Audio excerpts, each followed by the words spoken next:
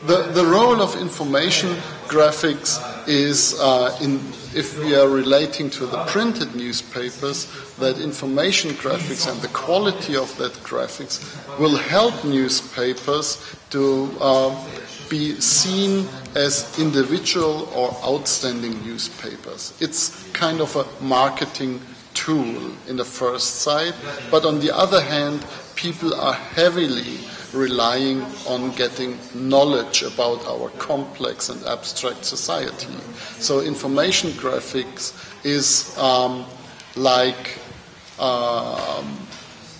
information graphics provides this information and this knowledge.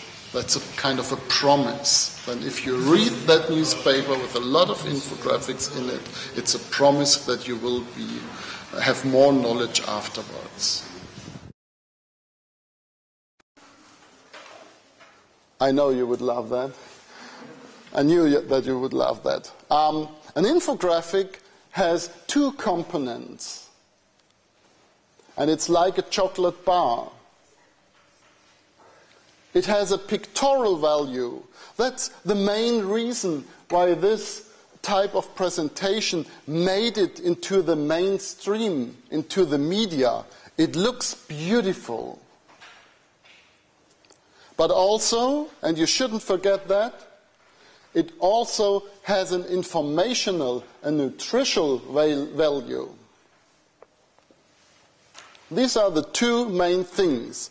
And when I'm looking at many data visualization, I found them all awesomely beautiful, but often the information is obscured. The main task of infography is to enable insight, to enable understanding, to explain the complex and the abstract, to instruct and to convey information visually. That's the main task, that's the nucleus, the center of information design.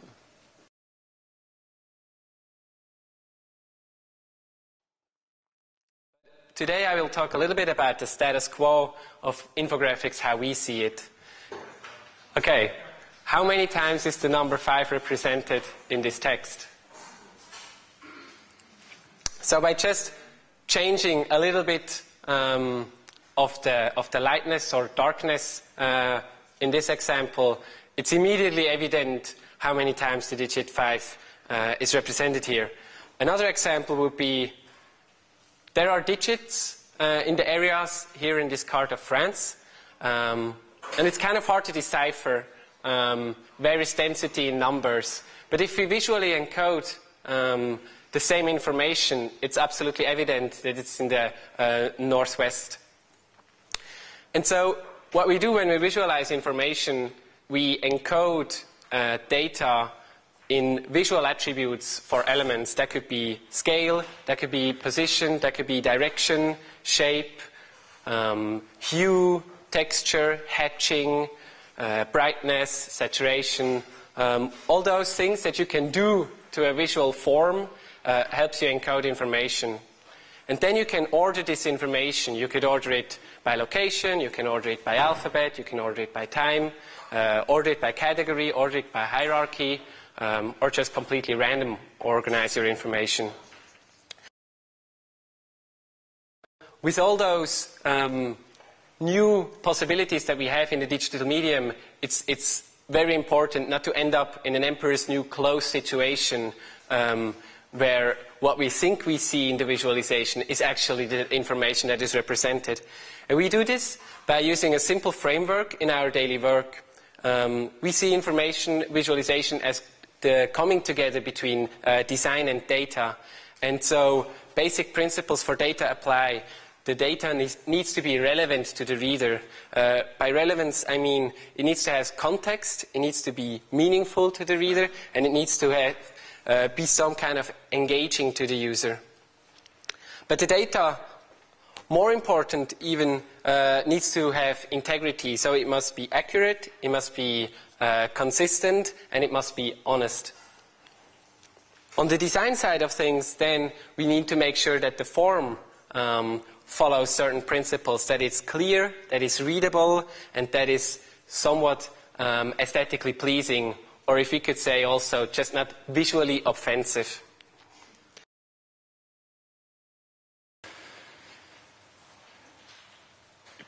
À force de faire des travaux de commande et d'utiliser en fait l'infographie pour raconter mes histoires, j'ai pris plaisir et j'y ai trouvé aussi un moyen de narration.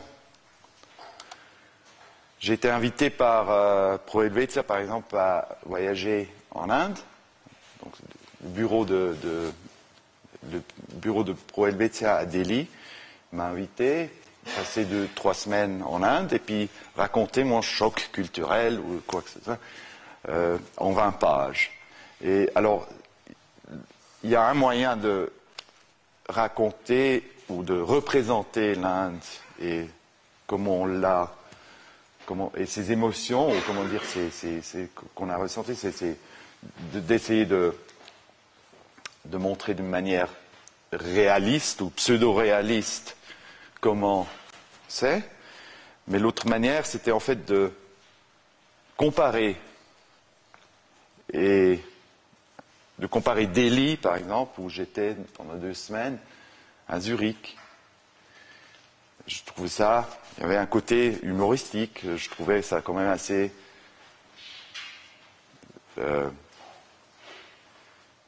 disons que cette immense ville, cette ville est...